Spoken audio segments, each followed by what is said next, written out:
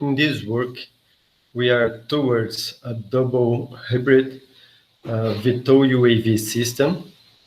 And this is a work done by Alison Lucena and by me. The idea is to build a UAV that can do vertical landing and taking off.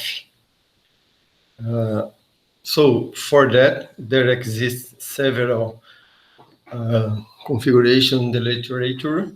One of them, and the most traditional one, I think it is this one that uses 4 electric motors for the vertical propulsion. And then since the vehicle is in some altitude, just change to conventional combustion propulsion and using a wing for that.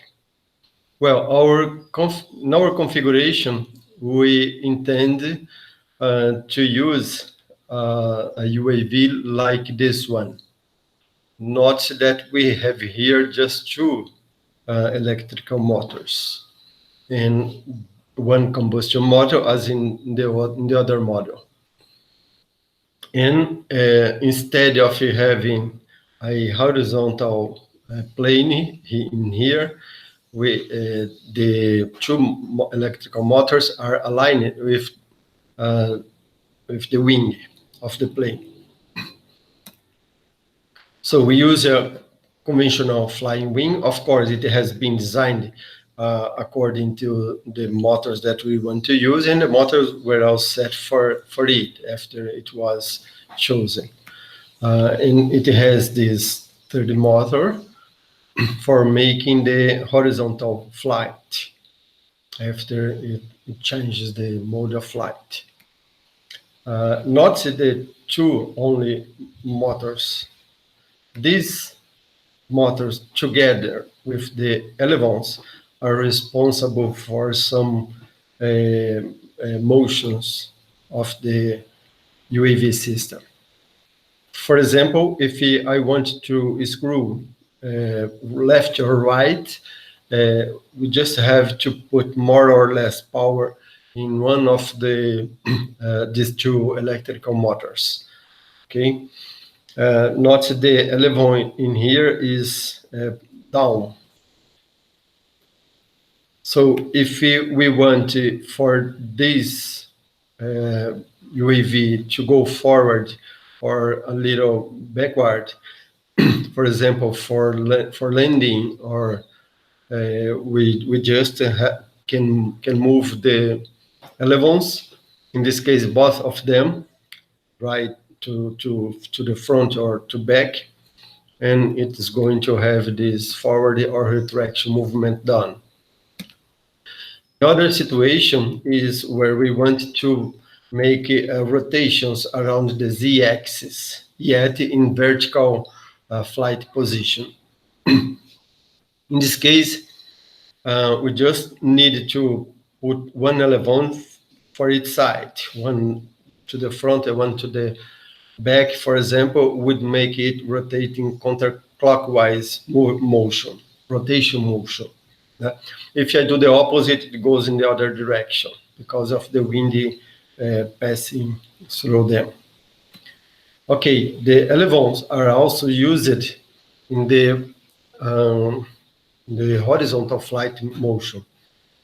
In this case, for example, if I want to do a roll to the left or to the right, I just make them going into the opposite direction, one of each other. And I can do these 2 motions, rolling to the left or to the right. If I want for the wing to do a pitch motion, in this case, I have to move both of them at the same time, above or down, and then the flying wing will answer with a tilt or not. Okay, here is how it works for taking off and landing. For taking off, we just put the maximum of power in both electrical motor, and leave the 31 on, however, without power on it, without gas coming to it. Once it gets up, then it's time to change the flight position, so we can turn on, we can make it, put more power on the combustion motor and turn off the two electrical motors. So in this case, it can go forward, and as combustion has more autonomy, in this case, it could do some longer flights. Okay, after that, if we want, there is two situations. I could make it stop in vertical flight position, for example, for some reason that I'm going to show next, or it can do a landing. For landing, so we have to get back again to the vertical position. Once we get in that, the electrical motors are on and the other combustion motor is off. Then, in this case, the plane can goes down.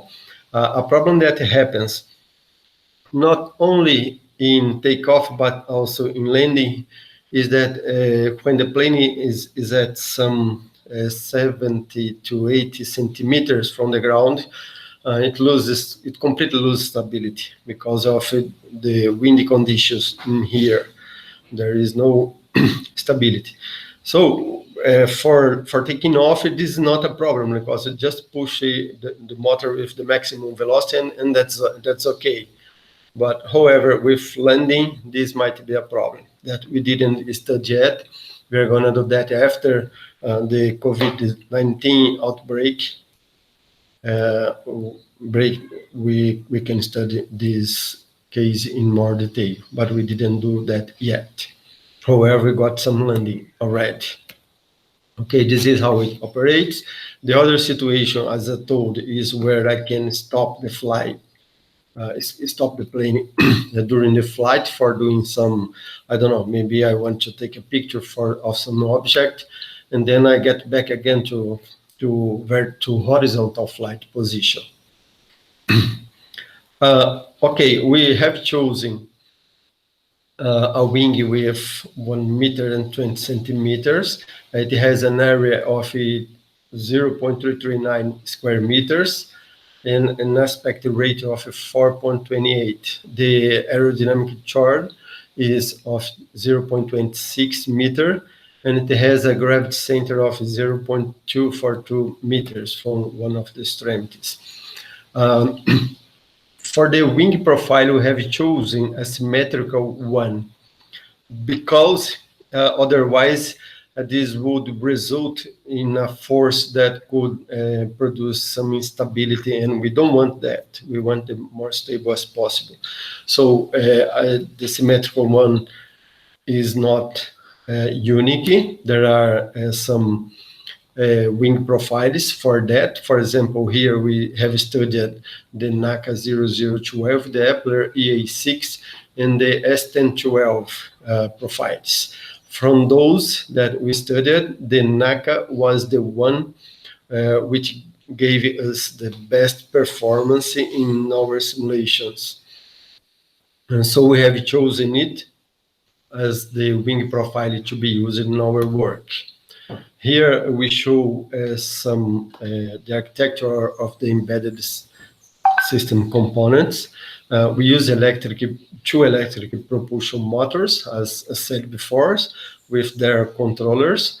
This comes from an autopilot. The control comes from an autopilot that has two servos, and it has also another servo that